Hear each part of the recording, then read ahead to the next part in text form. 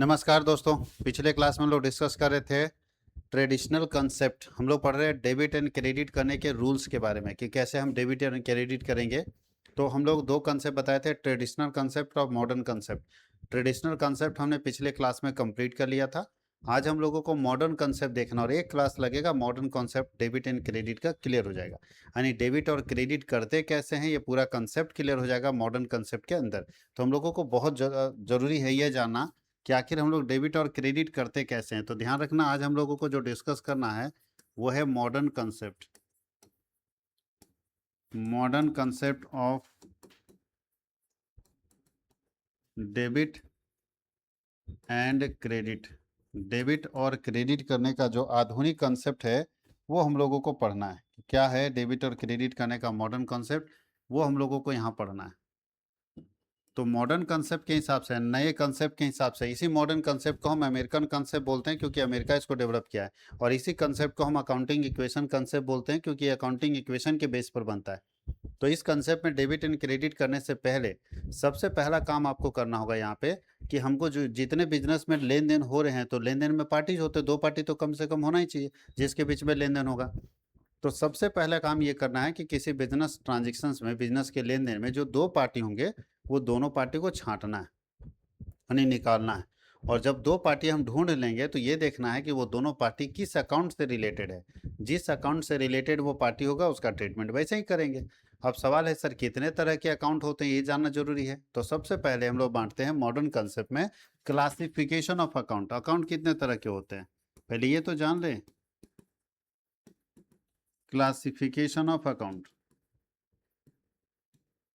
खातों का वर्गीकरण, कितने तरह के खाते आते हैं। खातों का वर्गीकरण, अगर हम अकाउंट्स की बात करें तो 5 तरह के अकाउंट्स होते हैं।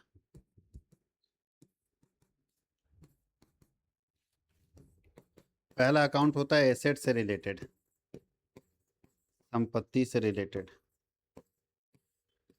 दूसरा अकाउंट होता है कैपिटल, पूंजी।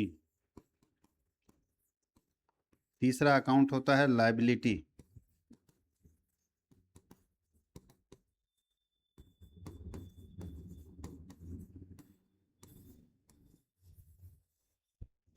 चौथा अकाउंट होता है एक्सपेंसेस।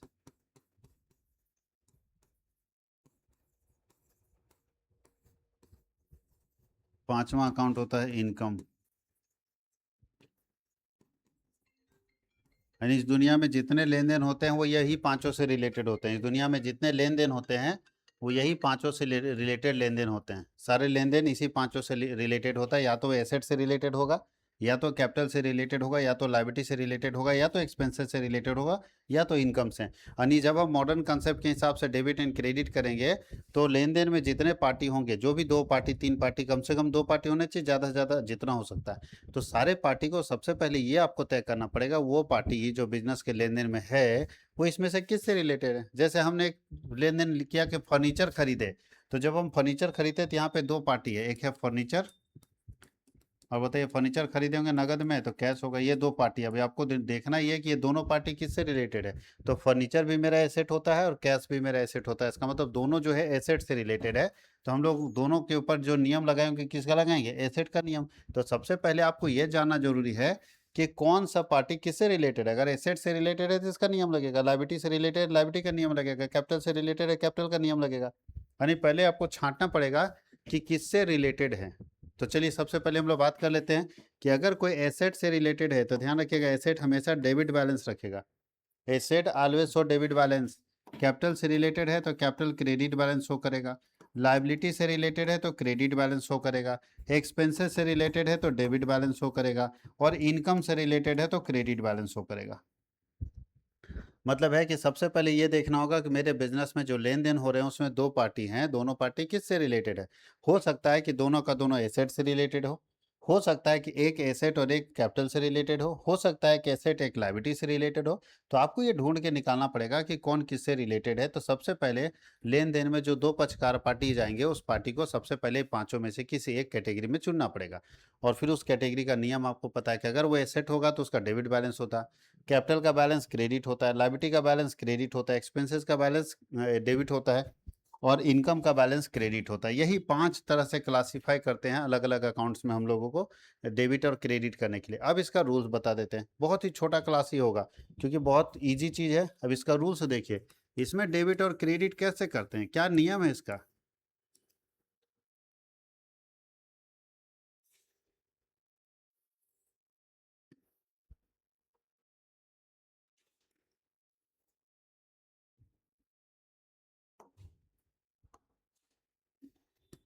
यहाँ लिखेंगे बैलेंस, यहाँ लिखेंगे इंक्रीज, इंक्रीज मतलब होता है बढ़ना, और यहाँ लिखेंगे डिक्रीज, डिक्रीज मतलब घटना। सबको पता है, किसी को दिक्कत नहीं। अब यहाँ ध्यान रखिएगा, फर्स्ट अगर हम बात करते हैं डेबिट बैलेंस, जो भी आइटम डेबिट बैलेंस रखता है, कौन कौन डेबिट बैलेंस रखता है, थोड़ा पीछे देखिए, एसेट और एक्सपेंसेस देखिए, तो एसेट भी डेबिट होता है और एक्सपेंसेस भी डेबिट होता है, बाकी कोई डेबिट नहीं होता है।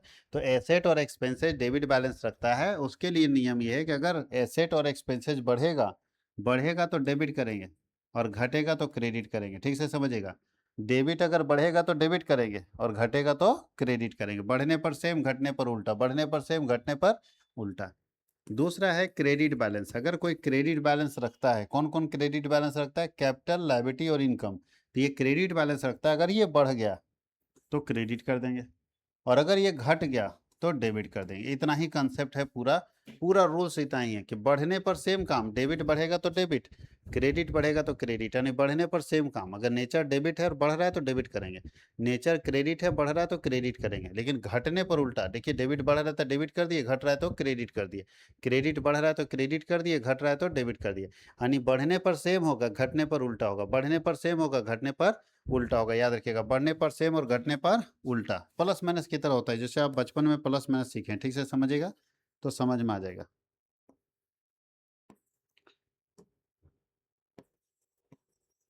यहाँ बैलेंस, यहाँ इंक्रीज और डिक्रीज।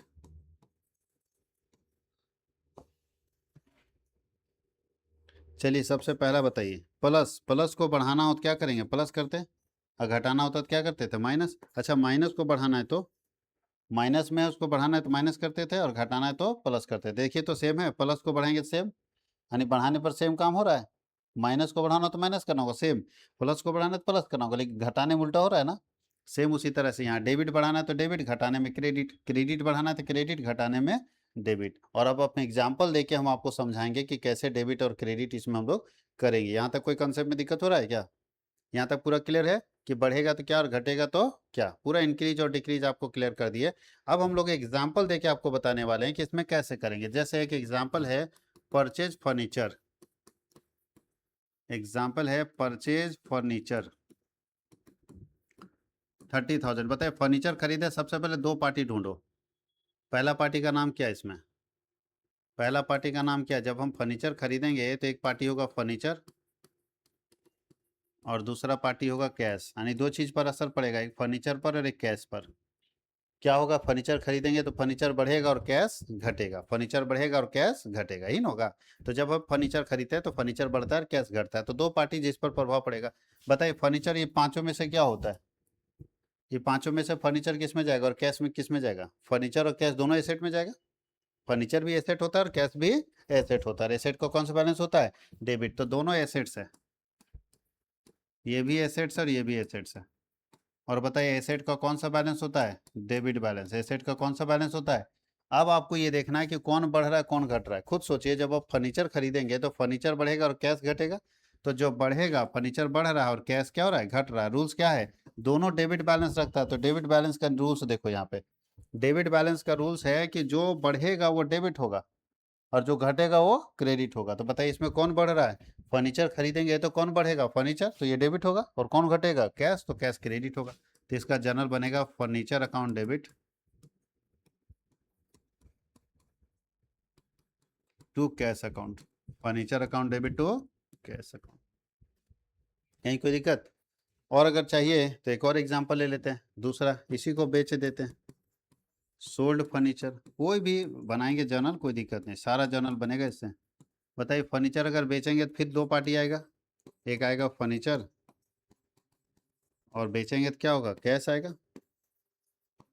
अब बताइए क्या होगा, फर्नीचर भी मेरा एसेट्स और कैश भी मेरा एसेट्स।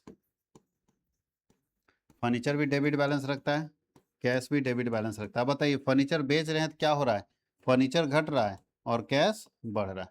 अब बताइए क्या बोला था डेबिट बैलेंस में, जो घटेगा उसको क्रेडिट, तो फर्नीचर यहाँ घट रहा है तो फर्नीचर जाएगा क्रेडिट में, और जो बढ़ेगा उसको डेबिट। तो कैश हमारा बढ़ रहा है तो कैश को कर देंगे डेबिट, और फर्नीचर घट रहा है तो फर्नीचर को कर देंगे क्रेडिट।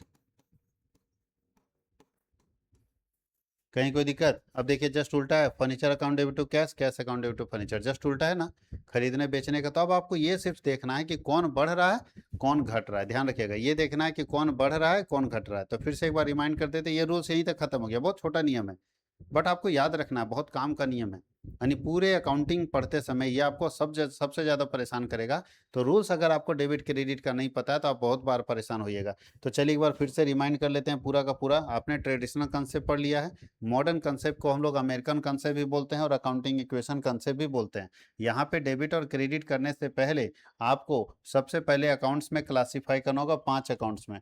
तो हमने लेन देन को 5 पार्ट में बांट दिया। पहला पार्ट एसेट जो डेबिट बैलेंस रखता है, दूसरा कैपिटल जो क्रेडिट बैलेंस रखता है, लायबिलिटी क्रेडिट बैलेंस रखता है, एक्सपेंसेस डेबिट बैलेंस रखता है और इनकम क्रेडिट बैलेंस रखता है। ये बैलेंसेस दिए हुए आपके पास 5। अब यहाँ देखना ये है कि जो डेबिट बैलेंस रखता है, जो भी डेबिट बैलेंस रखता है, अगर वो बढ़ेगा तो डेबिट होगा और घटेगा तो क्रेडिट होगा।